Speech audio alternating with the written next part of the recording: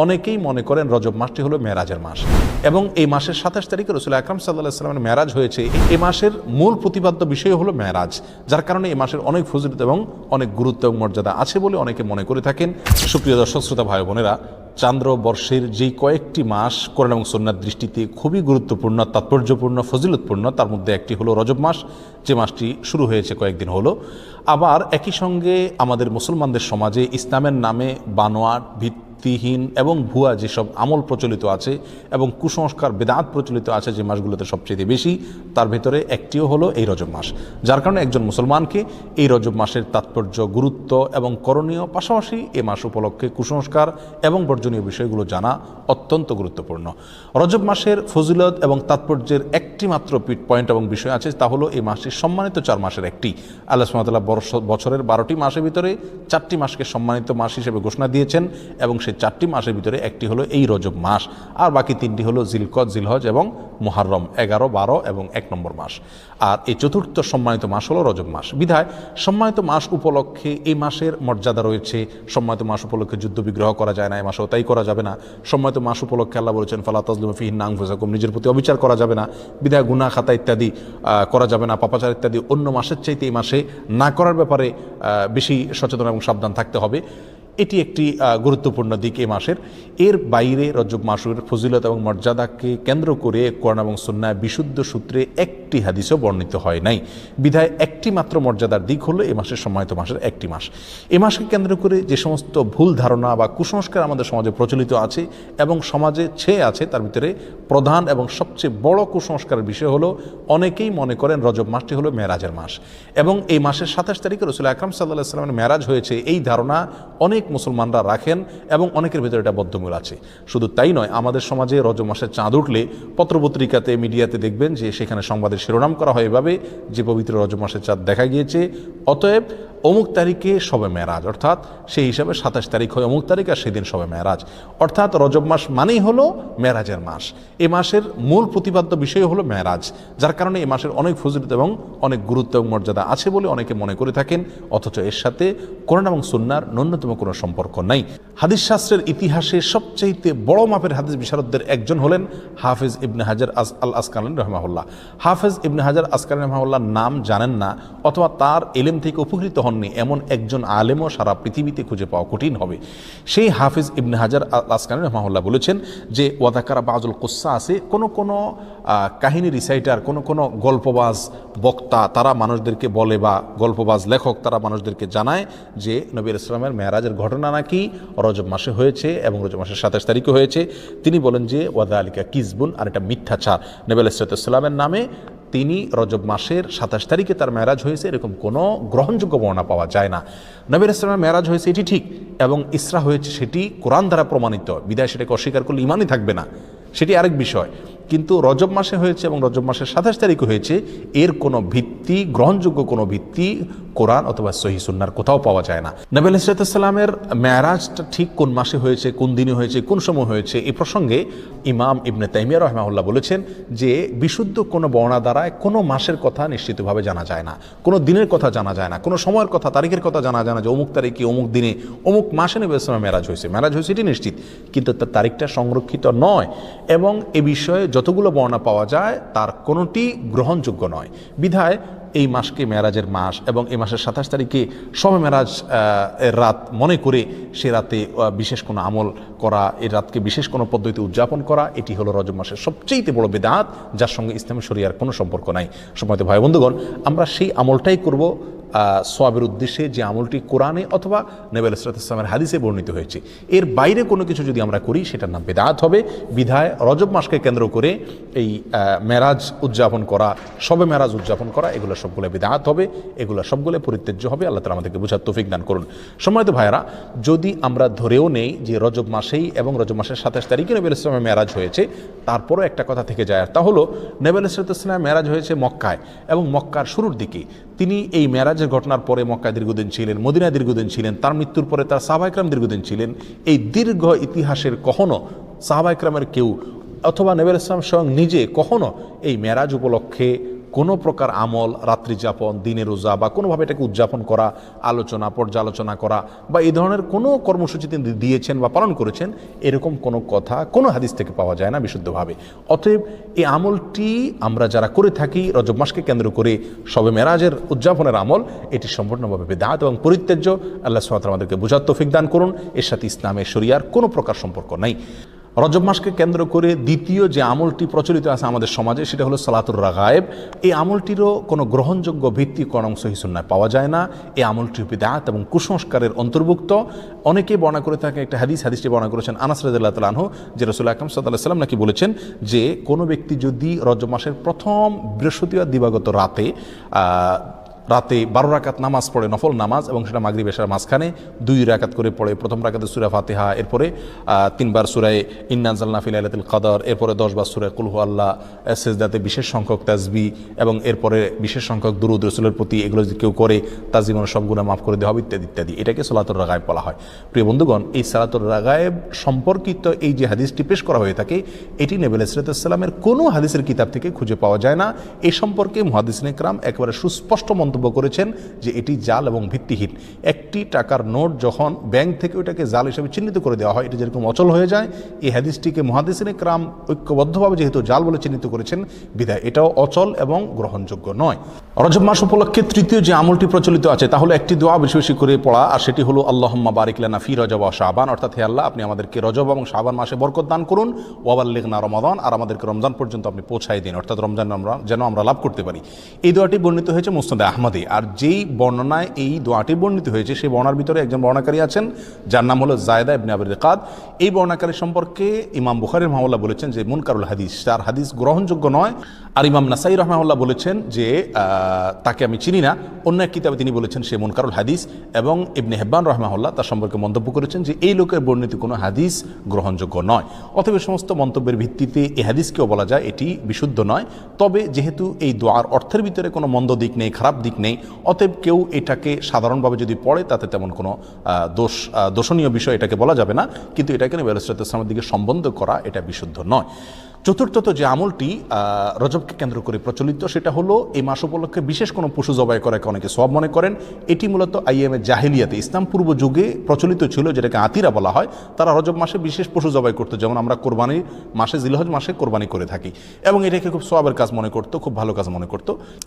ইসলাম তাদের সেই প্রথাকে সম্পূর্ণভাবে রহিত করেছে, বিলুপ্ত করেছে। এ সম্পর্কে বহু বিশুদ্ধ হাদিস বর্ণিত আছে। বিধায় রজব মাস উপলক্ষে বিশেষ কোনো পশু জবাই করা এটাকে সওয়াবের কাজ মনে করা যাবে না। অন্য মাসে জবাই করেন সেসব এই মাসেও করেন, সেটা ভিন্ন বিষয়, কিন্তু সওয়াবের অংশ হিসাবে এই মাসে কোনো পশু জবাই করা যাবে না। রজব মাস উপলক্ষে 5 নম্বর যে আমলটি প্রচলিত আছে অথচ তার কোনো গ্রহণযোগ্য ভিত্তি ইসলামী শরীয়তে নাই, তা হলো এ মাসে বেশি বেশি নফল রোজা রাখা এবং ইতিকাফ করা। অনেকেই এটাকে খুব সওয়াবের কাজ মনে করেন যে রজব মাসে বেশি বেশি করে নফল রোজা রাখতে হবে। আর মজার বিষয় হলো বহু হাদিস বর্ণিত আছে এই রজব মাসে নফল রোজা রাখার বিষয়, তার একটিও বিশুদ্ধতার মানদণ্ডে উত্তীর্ণ নয়। একটি মাত্র হাদিস পাওয়া যায় সুনানে আবু দাউদের ভিতরে। এক লোক নবী আলাইহিস সালামের কাছে আসছেন, তার সঙ্গে 1 বছর পরে দেখা করছেন। নবী আলাইহিস সালামকে বললেন, ইয়া রাসূলুল্লাহ, আপনি আমাকে চিনতে পারেননি, আমি তো অমুক।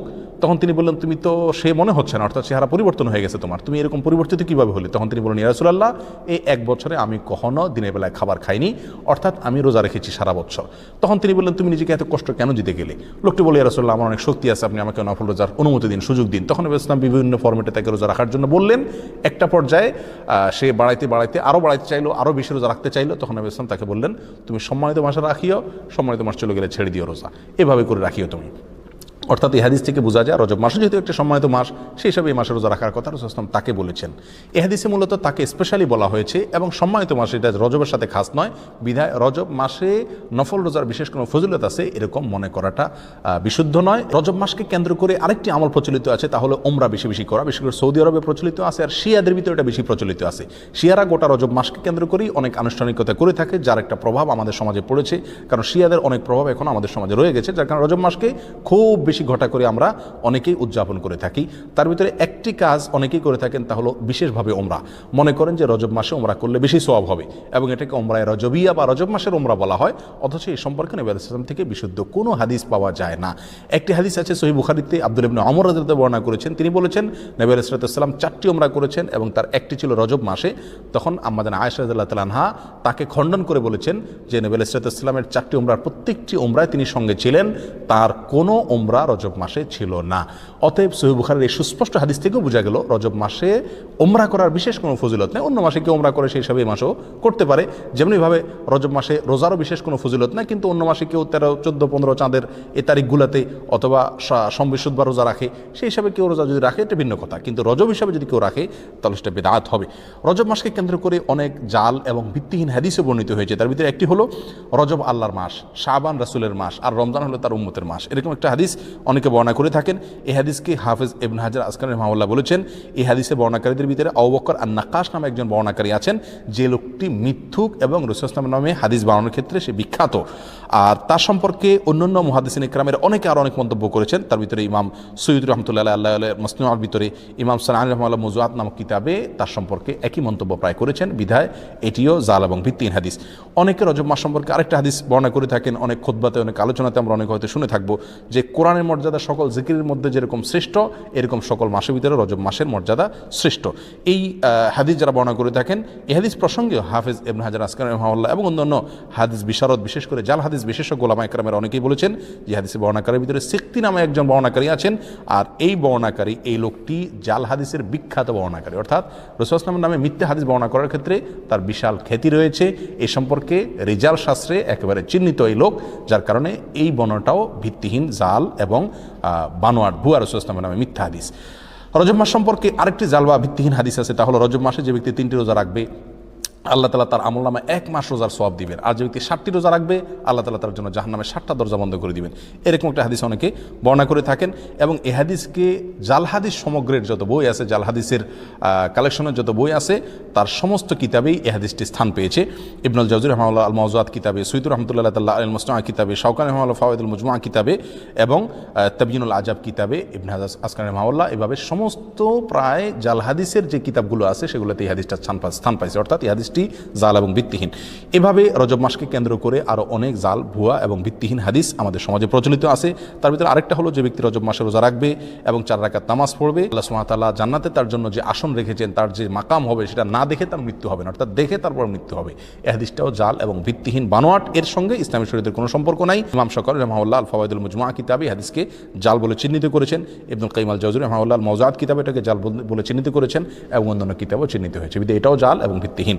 সম্মানিত ভাই বন্ধুগণ, রজবকে কেন্দ্র করে আরও একটি ভুয়া আমল ইদানিং আমাদের সমাজে প্রচলিত বেশ কয়েক বছর থেকে দেখা যায়, এবং সামাজিক যোগাযোগের মাধ্যমে খুব বেশি প্রচলিত দেখা যায়। তা হলো, অনেকে বলে থাকেন, অনেকে মেসেজ পাঠিয়ে থাকেন, ইনবক্স করে থাকেন, যে রমজান অমুক তারিখে হবে, এই সংবাদ যদি আপনি এতজন লোককে দেন তাহলে আপনার জন্য জান্নাত ওয়াজিব হবে, ইত্যাদি ইত্যাদি। এটি আমাদের মূর্খতার একটা বড় প্রমাণ। আমরা কোরআন সুন্নাহ থেকে যে কত দূরে সরে গেছি, যে কোনো কথা, মুখরোচক কথা শুনলে আমরা সেটাকে গিলে খাচ্ছি ইসলামের নামে, এটার একটা বড় প্রমাণ হলো এই ঘটনাকে আমরা অনেকেই খুব গুরুত্বের সাথে দেখি, এবং এই মেসেজকে আমরা অনেকে চালাচালি করে থাকি। প্রিয় বন্ধুগণ, রমজানের সংবাদ কাউকে দিলে তার জন্য কোনো ফজিলতের কথা, কোনো মর্যাদার কথা কোরআন সুন্নাহর কোথাও বলা হয়নি। যারা এই মেসেজকে প্রচার করেন তারা আল্লাহ এবং তার রাসূলের নামে মিথ্যাচার করছেন, আর যারা মিথ্যাচার করছেন নবী সাল্লাল্লাহু আলাইহি ওয়াসাল্লাম বলছেন তাদের ঠিকানা জাহান্নাম। বিধায় এই ধরনের মেসেজকে আমরা ফরওয়ার্ড করব না এবং এগুলোকে ইগনোর করব, এর সাথে ইসলামী শরীয়তের কোনো সম্পর্ক নাই। সর্বসাকুল্যে আমরা খোলাসায় সামারিতে বলতে পারি, রজব মাসের বিশেষ কোনো ফজিলত এবং মর্যাদা নেই সম্মানিত 4 মাসের একটি, এই কথা ছাড়া। এ মাস উপলক্ষে বিশেষ একটি আমলের কথাও কোরআন এবং সুন্নাহ বর্ণিত হয় নাই, এবং এ মাস উপলক্ষে বিশেষ কোনো রোজা, বিশেষ কোনো উমরা, বিশেষ পদ্ধতিতে সালাত, এমনকি বিশেষ যে আমলটি আমাদের সমাজে সবচেয়ে জলবায়ু প্রচলিত আছে, মেরাজের রাত্রি উদযাপন করা, সে রাত্রে জেগে ইবাদত করা, দিনে রোজা রাখা, এর একটি জিনিসও নবী আলাইহিস সালাম থেকে প্রমাণিত নয়। আর নবী আলাইহিস সালাম থেকে যেটি প্রমাণিত নয়, সেটা দেখতে যতই ভালো দেখা যাক না কেন, তার কোনো সওয়াব আমরা পাবো না। এটা বেদাত হিসাবে গণ্য হবে, আর বেদাতের ঠিকানা জাহান্নাম।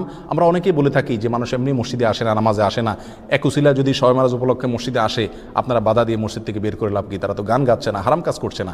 যে সমস্ত ভাইরা এটা বলেন, 2 কারণে তাদের সঙ্গে আমরা একমত হতে পারবো না। নাম্বার 1, বেদাত কাকে বলা হয়? ভালো কাজ, দেখতে ভালোই মনে হচ্ছে, কিন্তু কোরআন এবং সুন্নাহ এটা করতে বলা হয়নি, এটার নাম বেদাত, আর এই বেদাতের ঠিকানা জাহান্নাম। বিধায় এই কাজটি সেই সংজ্ঞার মানদণ্ডে বেদাতের ভিতরে অন্তর্ভুক্ত হবে, বিধায় এটা করলে সওয়াব হবে না, বরং গুনাহ হবে, যদিও দেখতে ভালো দেখা যাচ্ছে। দ্বিতীয়ত, শবে মেরাজ উপলক্ষে মানুষ আসে, উপলক্ষে সংশোধন হয়ে যাবে, যারা এরকম ধারণা করেন তারা ভুলের স্বর্গে বাস করছেন। কারণ শবে মেরাজ উপলক্ষে মসজিদে এসছেন এবং এই বেদাতি পদ্ধতিতে জিকির ইবাদতবন্দি করছেন, এরপরে সারা জীবনের জন্য সংশোধিত হয়ে সারা বছর মসজিদে আসা ধরছেন, নামাজ পড়ছেন, এরকম একটি লোকও খুঁজে পাওয়া যাবে না। বিধায় এই বেদাত দিয়ে কোনোদিন মানুষের সংশোধন হবে না। এই বেদাতকে আমরা বর্জন করি। সারা দেশে জোরালোভাবে আমাদের সমাজে সবচেয়ে জোরালোভাবে যে কয়েকটি বিদআত প্রচলিত আছে তার ভিতরে একটা হলো এই মেরাজ উদযাপন এবং মেরাজ উপলক্ষে বিশেষ আমল। আল্লাহ সুবহানাহু ওয়া তাআলা আমাদের সকলকে রজব মাসকে কেন্দ্র করে যে সমস্ত বিদআত আছে, কুসংস্কার আছে, এগুলো থেকে বেঁচে থাকার তৌফিক দান করুন। কোরআন এবং সুন্নাহর বিশুদ্ধ জ্ঞান অর্জন করার তৌফিক দান করুন এবং বিশুদ্ধ জ্ঞান অনুযায়ী পরিশুদ্ধ আমল করার তৌফিক দান করুন। জাযাকুমুল্লাহু খায়রা। আসসালামু আলাইকুম ওয়া রাহমাতুল্লাহি ওয়া বারাকাতুহু।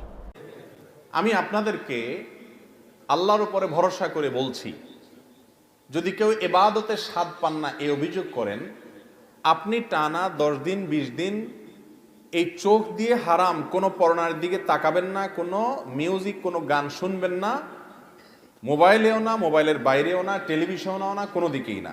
রাস্তা চলবেন, নিজেকে নিয়ন্ত্রণ করবেন, নজর পড়ে গেছে সাথে সাথে নিজেকে শাসন করবেন, ভৎসনা করবেন, আল্লাহর কাছে মাপ চাইবেন, এরপরে আরো সাবধান হয়ে চলবেন। এইভাবে 10-15 দিন যদি চোখের জেনা থেকে আপনাকে বাঁচাতে পারেন নিজেকে, ইনশাআল্লাহ আপনি ইবাদতের স্বাদ পাবেন। আপনি রুকু করলে সিজদা করলে আর উঠতে মনে চাবে না। ভাইরে, আজ আমাদের কাছে নামাজটা বোঝা হয়ে গেছে। আমরা নামাজটা পড়ি একটা বোঝা, পড়ে শেষ করতে পারলে বাঁচি। সাহাবায়ে কেরাম, এমনকি আমাদের প্রিয় নবী করিম সাল্লাল্লাহু আলাইহি সাল্লাম কিভাবে নামাজ পড়তেন জানেন? আম্মা জান আয়েশা বলেন, তিনি যখন রাতের জন্য নামাজ পড়তেন, লা তাসআল আন হুসনিহিন্না ওয়া তুলিহিন্না, নবীজির রাতের নামাজের কি সৌন্দর্য ছিল, আর বলো না। যখন তিনি দাঁড়িয়ে কিরাত পড়তে থাকতেন, এত লম্বা সময় পড়তেন, আমরা মনে করতাম হায়রে রুকুতে আর যাবেন না মনে হয়। রুকুতে যাওয়ার পর সুবহান রাব্বিয়াল আযীম, আল্লাহর পবিত্রতা বর্ণনা করছেন, মালিকের সামনে নিবেদন করছেন তাসবিহ। এত বেশি ভালো লাগা কাজ করতো, নবীজি রুকু থেকে আর উঠতেন না। আম্মা জান আয়েশা বলেন, মনে হতো তিনি আর উঠবেন না, মাথা তুলবেন না। ভয় হতো যে হায়রে এত সময় ধরে তিনি রুকুতে আছেন, কষ্ট হয়ে যাচ্ছে, মাথাটা কেন তুলছেন না। এরপর যখন মাথা তুলতেন, এত সময় ধরে দাঁড়িয়ে আল্লাহর প্রশংসা করতেন, হামদান কাসীরান তাইয়িবান মুবারাকান ফি রব্বানা ওয়ালাকাল হামদ। এত সময় নিয়ে বলতেন, মনে হয় যে আর সিজদা যাবেন না। আবার সিজদা গেলে একই অবস্থা। সবচেয়ে মজার জায়গায় সিজদা, আমার মালিককে আমি সিজদা করছি, এই সিজদার বিনিময়ে দুনিয়া এবং দুনিয়ার মধ্যে যা কিছু আছে সবকিছুর চাইতে উত্তম হবে, মালিকের সবচেয়ে নৈকট্য অর্জন হবে। আকরাবু মা ইয়াকুনুল আবদু মির রাব্বিহি ওয়া হুয়া সাজিদ, বান্দা আল্লাহর সবচেয়ে কাছে যেতে পারে যখন সে সিজদায় চলে যায়। প্রধানমন্ত্রীর খুব কাছে যেতে পারলে, প্রেসিডেন্টের খুব কাছে যেতে পারলে আমাদের গর্ব হয়। দুনিয়ার প্রধানমন্ত্রী, দুনিয়ার প্রেসিডেন্ট, দুনিয়ার রাজা, দুনিয়ার সমস্ত মানুষের মালিক যিনি, বাদশাহ যিনি, রব যিনি, সবাই যার গোলাম সৃষ্টি, সেই মালিকের সবচেয়ে কাছে যেতে পারে মানুষ যখন সিজদায় চলে যায়। আপনি যদি মনে করেন আমি সিজদায় আছি, আমার রবের সবচেয়ে কাছে আছি, একবারে সামনাসামনি রবকে পেয়ে আমি নিবেদন করছি সুবহান রাব্বিয়াল আলা, ও আমার মহান প্রভু মালিক, আপনি পবিত্র, আপনার পবিত্রতা আমি বর্ণনা করছি, ভালো লাগা কাজ করবে। নবীজি সাল্লাল্লাহু আলাইহি ওয়াসাল্লাম লম্বা সময় সিজদা করতেন, উঠতে চাইতেন না। আর আমাদের অবস্থা হলো নামাজ তাড়াতাড়ি করে শেষ করতে পারলে বাঁচি। নামাজের পরে যদি বৃষ্টি হয় তো মসজিদের দুয়ারে এসে সবাই এমন ভাবে একত্র হয়, মনে হয় জেলখানায় আছে, বাইরে হওয়ার জন্য সবাই পাগল হয়ে গেছে। ঠিক না ঠিক? ভাইরা আমার, এই ইবাদতের স্বাদ নষ্ট হয় যে কাজগুলোর মাধ্যমে, তার মধ্যে অন্যতম একটা কাজ হলো চোখের গুনাহ, যেটা আজ ব্যাপক হয়ে গেছে। এই জন্য ইবাদতের স্বাদ নাই। আল্লাহ আমাদেরকে চোখের জেনা থেকে বেঁচে থাকার তৌফিক দান করুন। আর এমনি গণহারে গুনাহের কারণেও ইবাদতের স্বাদ কমে যায়। ইবাদতের স্বাদ কমার তৃতীয় কারণ হলো হারাম খানা। আজকাল খাবারের মধ্যে এত ভেজাল, আল্লাহ মাফ করুক, ইমাম সাহেব বেচারা যে বেতনটা পায়, ওয়াজ করে হুজুর যে হাদিয়া পায়, ওই হাদিয়াও দেখা গেল যে যেসব মানুষ দিছে টিছে, সুদখোর, ঘুষখোর, টিনচোর, গমচোর, ডাকাত, রাহাজানি করেন না, আইল ঠেলা মানুষ, 2 নম্বরে ইনকাম করা মানুষ, চাঁদাবাজ, মাস্তান, এক একজনের ইনকামে এক এক ভেজাল। আবার কেউ আছে এগুলো কিছু করেন, আপনারা খুব হাসতেছেন মনে মনে, হুজুর সব বাঁশ দিয়ে ফেলতেছে। আপনি নিজেও যে বাঁশ খাওয়ার লোক, আপনি বোনের হক দেন নাই, ফুফুর হক দেন নাই বাপের সম্পত্তিতে, তাহলে আপনিও হারামখোর, আমিও হারামখোর হয়ে যাব যদি এই কাজ করি। ঠিক না? আমি ঠিক?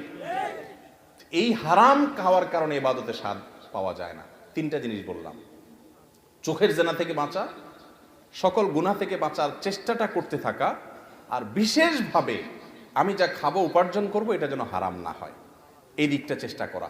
এই 3টা কাজ করেন, আল্লাহর কসম ইবাদতের স্বাদ এমন পাবেন, আপনাকে ইবাদত থেকে গুলি করে কেউ সরাতে পারবে না। ভাইরে, সালাহাতু সঙ্গে বুদি দিল খারাস, আজমুদে এক জামানা খাকে বাস। অনেক কিছু স্বাদ পেয়েছেন জীবনে, অনেক কিছুর স্বাদ। ভাই, ভালো খাবারের স্বাদ পেয়েছেন, জেনা হারাম রিলেশন সম্পর্কের মধ্যে স্বাদ পেয়েছেন, ফেসবুকে ইউটিউবে আজেবাজে জিনিস দেখে স্বাদ পেয়েছেন, হালাল হারাম বিভিন্নভাবে বিভিন্ন স্বাদ পেয়েছেন। আজমুদে এক জামানা খাকে বাস। একটু পরীক্ষা করে কিছুকালের জন্য মাটি হয়ে দেখেন, একটু কিছুকালের জন্য হারাম ত্যাগ করে দেখেন। ইবাদতের স্বাদ যদি একবার পান, দেখবেন যে এর চাইতে স্বাদের আর কিছু নেই। শাহ ওলিউল্লাহ মুহাদ্দিসে দেহলভী রাহিমাহুল্লাহ, তার ব্যাপারে একটি ঘটনা বর্ণিত আছে যে তিনি বলতেন,